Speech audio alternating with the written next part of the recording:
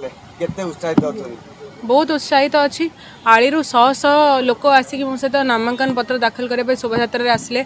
बापा एवं अनेक गुरुजन राजनैतिक लोक आसी मो सहित बहुत खुशी लगुच राजनीति रे नुआ बापा पुरुना थिले वर्तमान नुआ राजनीति रे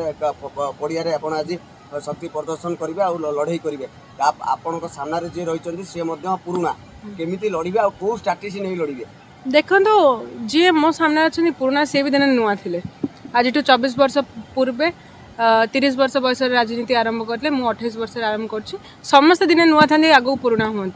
तो ये कहि कि आलिकनिकावासी विचार करेंगे आलिकनिकावासी उपयुक्त प्रार्थी देखिए भोट ग्रहण करेंगे